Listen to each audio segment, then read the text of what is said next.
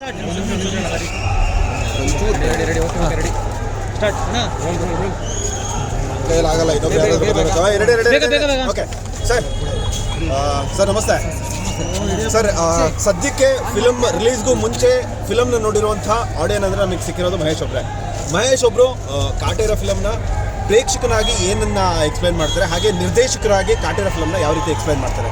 Sir, ನಾನು ಒಬ್ಬ excite ಆಗಿ ನಿರ್ದೇಶಕನಾಗಿ ಮತ್ತು ಡಿ ಬಾಸ್ ಅವರ ಅಭಿಮಾನಿಯಾಗಿ ನಾನು ನಿನ್ನೆ ಸುಮಲತಾ ಮೇಡಮ್ ಅವ್ರ ಸಿನಿಮಾ ನೋಡಿದಾಗ ನನಗನ್ಸಿದ್ದು ಸರ್, ಒಂದು ಯಾರು ಏನಾರ ತಿಳ್ಕೊಳ್ಳಿ, ನನ್ನ ಮಾತು ಉತ್ಪ್ರೇಕ್ಷೆ ಅಂದರೂ ಪರವಾಗಿಲ್ಲ, ನನ್ನ ಮಾತಲ್ಲಿ ಅತ್ಯದ್ಭುತ ಸರ್. ಕನ್ನಡದ ಸೊಮೇಕ್ ಸಿನಿಮಾ ಒಂದು 10 ನಿಮಿಷಕ್ಕೆ ಎಲಿವೇಶನ್ ಅವರ ಅಭಿಮಾನಿಗಳಿಗೆ ಮಾಡಿಕೊಟ್ಟಂಗಿದೆ.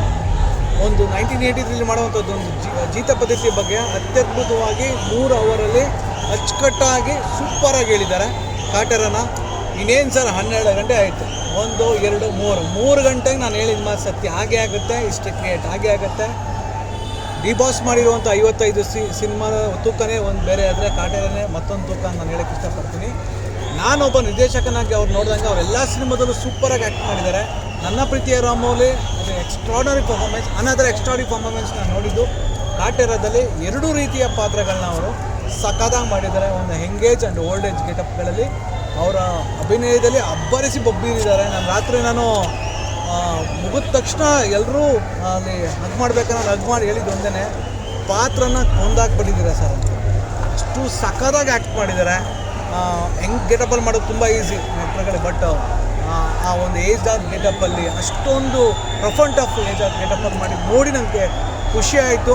ಗಟ್ಟಿ ಕತೆ, ಗಟ್ಟಿ ನಿರ್ಮಾಪಕರು ಅದ್ದೂರಿಯಾಗಿ ತೆಗೆದಿದ್ದಾರೆ. ಕನ್ನಡದ ಹೆಮ್ಮೆ ಚಿತ್ರ ಈ ವರ್ಷ ಬ್ಲ್ಯಾಕ್ ಬಸ್ಟರ್ ಸಿನಿಮಾ ಯಾಕಿಲ್ಲ ಅಂತ ಕೇಳ್ತಾ ಇದ್ರಲ್ಲ, ಬಂದಿದೆ. ಇನ್ನು 3 ಅವರಲ್ಲಿ ಬರೆದಿಟ್ಕೊಳ್ಳಿ, ಸಿನಿಮಾ ಬ್ಲ್ಯಾಕ್ ಬಸ್ಟರ್ ಇತ್ತು ಸರ್. ಕನ್ನಡ ಚಿತ್ರರಂಗದಲ್ಲಿ 2023 ಒಂದು ಕೊರಗಿತ್ತು, ಒಂದೇ ಒಂದು ಹಿಟ್ ಫಿಲಮ್ ಸಿಗಲಿಲ್ಲ, ಒಂದೇ ಒಂದು ಬ್ಲಾಕ್ ಬಸ್ಟರ್ ಆಗಲಿಲ್ಲ, ಸ್ಟಾರ್ಸ್ಗಳು ಯಾರೂ ಫಿಲಮ್ ಆಗ್ತಿಲ್ಲ ಅಂತೇಳಿ. ದರ್ಶನ್ ಅವರ ಕಾಟೇರ ಚಿತ್ರ ಅದೆಲ್ಲದಕ್ಕೂ ಉತ್ತರ ಆಗಿ ನಿಲ್ಲುತ್ತೆ ಅಂತೇಳಿ ನಿಮ್ಮ ಖಂಡಿತ ಸರ್, ಖಂಡಿತ. ಒಂದು ಒಳ್ಳೊಳ್ಳೆ ಚಿತ್ರಗಳು ಬಂದಿದೆ, ಬಟ್ ಬ್ಲ್ಯಾಕ್ ಬಸ್ಟರ್ ಆಗಿಲ್ಲ ನಮ್ಮ ಇಂಡಸ್ಟ್ರಿ ಅಷ್ಟೇ. ಕಾಂತಾರ ಥರ ಆಗಿಲ್ಲ, ಅಥವಾ ಇನ್ನೊಂದು KGF ಥರ ಆಗಿಲ್ಲ, ಅಥವಾ ಚಾರ್ಲಿ ಥರ ಆಗಿಲ್ಲ ಅಂತ ಏನು ಕೊರಗಿದೆ ಈ ವರ್ಷ.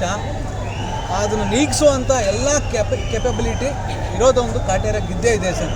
ಅದಕ್ಕೆ ನಾನು ಇಲ್ಲಿಂದ ಇಂಡಸ್ಟ್ರಿಗೆ, ನಾನೊಬ್ಬ ಚಿಕ್ಕ ನಿರ್ದೇಶಕ ಕೇಳೋಷ್ಟು ದೊಡ್ಡವನಲ್ಲ, ಆದರೂ ಕೇಳ್ತೀನಿ, ಎಲ್ಲರೂ ಒಂದು ಒಮ್ಮನಸ್ಸಿನಿಂದ ಒಂದು ಕನ್ನಡ ಸಿನಿಮಾ ಅಂತ ಸಪೋರ್ಟ್ ಮಾಡೋಣ. ಅವ್ರ ಅಭಿಮಾನಿಗಳು ದೊಡ್ಡ ಮಟ್ಟಕ್ಕೆ ಸಪೋರ್ಟಾಗಿ ನಿಂತಿದ್ದಾರೆ, ಬೆಟ್ಟದಷ್ಟು ಬಲ ಇದೆ. ನಿನ್ನೆ ನಾನು ರಾತ್ರಿ ಅವ್ರ ರಿಯಾಕ್ಷನ್ ನೋಡ್ತಾ ಇದ್ದೆ, ಡಿ ಬಾಸ್ ಅವ್ರಿಗೆ ಎಷ್ಟು ಖುಷಿಯಾಗಿದ್ದು ಸಿನಿಮಾ ನೋಡಿದ್ರೆ. ಅವರಷ್ಟು ದಿನಗಳು 120 ದಿನಗಳ ಕಾಲ ಕಷ್ಟಪಟ್ಟಿರ್ತಾರೆ, ಧೂಳು ಆ ಫೈಟಲ್ಲಿ ಗಾಯ ಮಾಡಿಕೊಂಡು. ನೆನ್ನೆ ಅವರೊಂದು ತುಂಬ ಹ್ಯಾಪಿಯಾಗಿದ್ದರು. ಸುಮಲತಾ ಮೇಡಮ್ ಅವರ ಒಂದು ರಿಯಾಕ್ಷನ್ ಆಗ್ಬೋದು ಸಿನಿಮಾ ನೋಡಿದ ನಂತರ. ಎಲ್ಲರೂ ಅಭಿಪ್ರಾಯನೂ ಕೇಳ್ತಾಯಿದ್ರು. ನಾನು ನಿಂತಿದ್ದ ಕರೆದು ನನ್ನ ಕೇಳಿದ್ರು, ಏನು ಅನ್ನಿಸ್ತು ಡೈರೆಕ್ಟರ್ ನಿಮಗೆ ಅಂತ. ನಾನು ಡೈರೆಕ್ಟಾಗಿ ಹಗ್ ಮಾಡಿದ್ದೀನಿ. ನಾನು ಫಸ್ಟ್ ಹಾಫ್ ನೋಡಿದಾಗ ಹಿಂಗೆ ಹೇಳಿದ್ದು, ನಾನು ಏನು ಮಾತಾಡೋಣ ಸೂಪರ್ ಅಂತಂದರೆ. ಸೆಕೆಂಡ್ ಹಾಫ್ ಎಕ್ಸ್ಟ್ರಾರ್ಡನರಿ, ತುಂಬ ಗಟ್ಟಿ ಕತೆ, ಸೊಮೇಕ್ ಕತೆ ಸರ್. ನನಗೆ ಗೊತ್ತಿರೋಂಗೆ ಈ ಸಿನಿಮಾದಿಂದ ಇದುವರೆಗೆ ಅವ್ರಿಗೆ ರಾಷ್ಟ್ರ ಪ್ರಶಸ್ತಿ ಬಂದಿಲ್ಲ ಡಿ ಬಾಸ್ಗೆ. ಈ ಪಿಕ್ಚರಿಂದ ಅವ್ರಿಗೆ ಆ 2 ಕ್ಯಾರೆಕ್ಟರ್ ಯಾರೇ ನೋಡಿದ್ರು ರಾಷ್ಟ್ರ ಪ್ರಶಸ್ತಿ ತಗೊಳ್ಳುವಂಥ ಎಲ್ಲ ನಾಯಕ ನಟನಾಗಿ ರಾಷ್ಟ್ರ ಪ್ರಶಸ್ತಿ ಬಂದಿಲ್ಲ ಅನ್ನೋದು ಒಂದು ಕೊರಗಿತ್ತು. ನನಗೆ ಗೊತ್ತಿರೋಂಗೆ ಈ ಪಾತ್ರ ಬಂದಂಥ ಅವ್ರಿಗೆ 100% ಈ ಕತೆಗೆ, ಚಿತ್ರಕಥೆಗೆ, ನಿರ್ದೇಶನಗೆ, ಹಾಗೆ ಈ ನಾಯಕನ ಪಾತ್ರಕ್ಕೆ ರಾಷ್ಟ್ರ ಪ್ರಶಸ್ತಿ ಬರೋದ್ರಲ್ಲಿ 2 ಮಾತಿಲ್ಲ. ಬರಲಿ ಅಂತಲೇ ಕೇಳ್ಕೊತೀನಿ. ಅಷ್ಟು ಒಳ್ಳೆ ಕತೆ.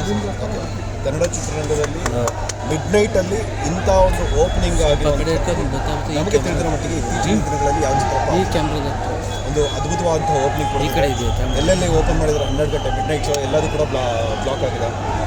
ನೋಡಿ, 158 ಕಟೌಟ್ ನಿಲ್ಲಿಸಿದ್ದಾರೆ. ನನಗೆ ರಾಕ್ಲೈನ್ ಸರ್ ಆಫೀಸಿಂದ ಬಂದಿರೋದು. Over all Karnataka 158 cutout, 389 single theatre, 71 multiplex, 1470 show ಒಂದು ದಿನಕ್ಕೆ ನಡೀತಾ ಇರೋದು. 3 ದಿನ ಶೋ ಟಿಕೆಟ್ ಸೋಲ್ಡ್ ಔಟ್ ಆಗಿದೆ. ಮಾರುತಿ ಚಿತ್ರಮಂದಿರ ತುಮಕೂರಲ್ಲಿ 3 ದಿನ ಸಿಟಿ ಬೆಲ್ಟ್ ಸರ್, ಅದು ತುಮಕೂರಲ್ಲಿ 3 ದಿನ ಇಲ್ಲ.